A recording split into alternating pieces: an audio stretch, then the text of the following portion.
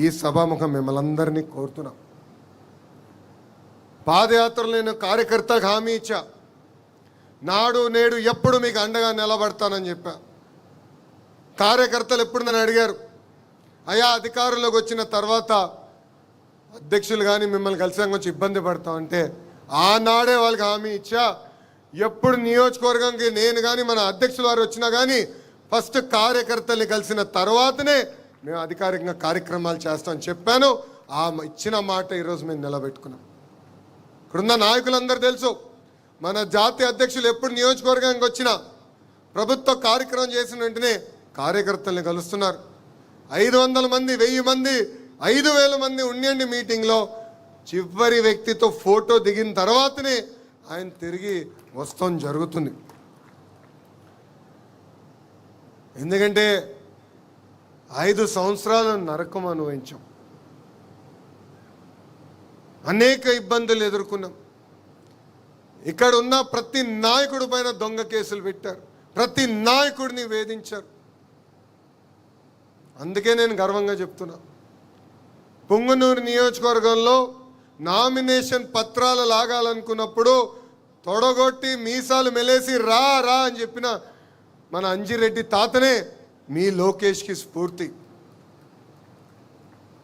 అంతేకాదు మెడపై కత్తి పెట్టి వాళ్ళ నాయకుడికి జై చెప్పమంటే జై తెలుగుదేశం జై చంద్రబాబు చెప్పి ప్రాణాలు కోల్పోయిన తోట చంద్రయ్యనే నాకు ఒక ఆదర్శం. పల్నాడులో ఏకంగా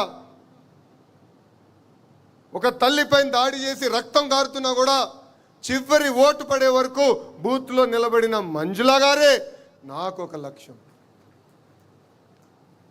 కరెక్ట్గా కృష్ణానది గట్టు పక్కన గాంధీ గారు అని ఒక సీనియర్ నాయకుడు ఉన్నారు, అనేక మార్లు కార్పొరేటర్గా చేసిన వ్యక్తి. వాళ్ళ నాయకుడిని నిలదీస్తున్నాడని ఏకంగా కంటి చూపు పోయే విధంగా పొడిశారు. అయినా కూడా ఎత్తిన పసుపు జెండా దించకుండా మడుమ తిప్పకుండా జై తెలుగుదేశం అన్న గాంధీ గారే నాకు స్ఫూర్తి. కోటి సభ్యత్వాలతో రికార్డులు మనందరం బద్దలు కొట్టాం.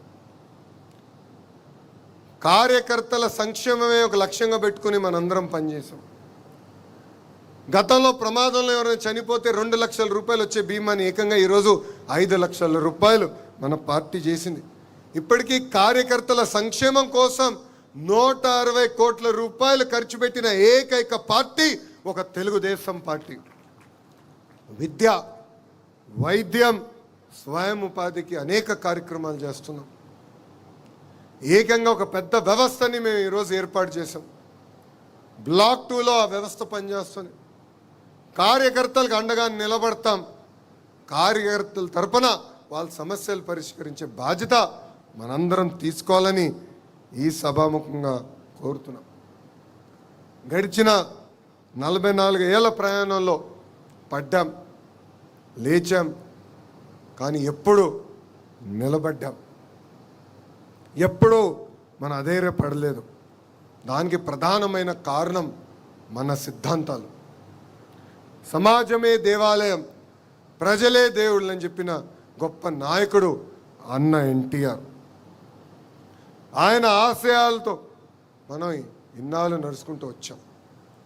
మారిన కాలానికి మనం జరిగిన మహానాడులో 6 శాసనాలు మనం ప్రకటించుకుంటాం జరిగింది. ఆ 6 శాసనాల పైన వేదిక పైన ఉన్న పెద్దలతో చర్చించాం, వేదిక ముందర నాయకులతో చర్చించాం. ఏం పెడితే బాగుంటుంది, రాబోయే 4 దశాబ్దాలు పార్టీని ఎలా నడిపించాలి,